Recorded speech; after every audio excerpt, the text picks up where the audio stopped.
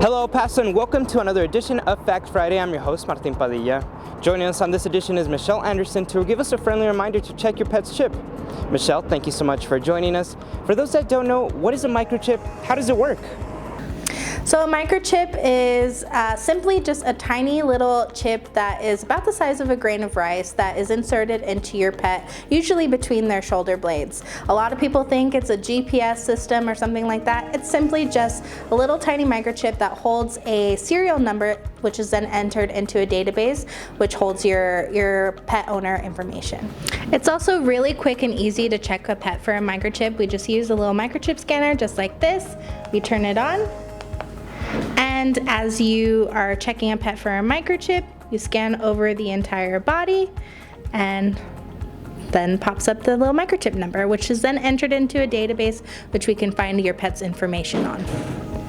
Why is microchipping your pet important? Microchipping your pet is so important because while collars and tags are so important as well, sometimes those can fall off. And a microchip usually lasts the entire life of your pet.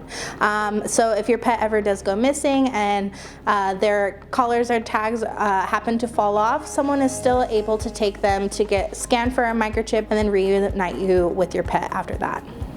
How is it different from my pet wearing a collar and tag? We always recommend both. Make sure your pet is wearing a collar and a tag for first initial viewing, but just in case that collar and tag does ever fall off, making sure that your pet has that permanent microchip information inserted into their shoulder blades will be able to just act as a secondary information to make sure that your pet gets home to you if they're ever lost. How do I update my pet's microchip? It's really easy to update your pet's microchip. Here at El Paso Animal Services and our resource rovers, they host different microchipping and microchipping check events every single month. You can also update it by getting your pet scanned at a local fire station, at a vet office, or at the shelter.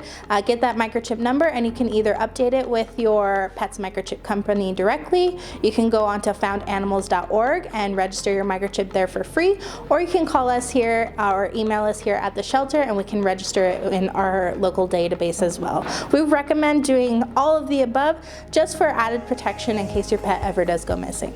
Is there anything else you'd like to add? It's important to remember that your pet's microchip will last them for their entire life, but sometimes our addresses and our phone numbers do not. So if you ever do move or change your phone number or anything like that, it's really important to make sure that you update your pet's microchip information as well. If you change your phone number or if you move, making sure that your pet's microchip has that information updated in your local database, in a national database, and with your pet's microchip company. Another really easy way to make sure that you always have your pet's microchip number on hand is by adding your pet into your phone as their own contact. You can add their name into your phone and then add their microchip number as their phone number. That way you always have it on hand in case they ever do go missing and you need to file a lost or found report.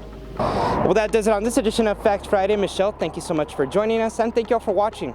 As Michelle mentioned, they do free monthly microchipping. All you have to do is check the El Paso Animal Services social media pages or visit elpasoanimalservices.org. We'll see you all on the next Fact Friday.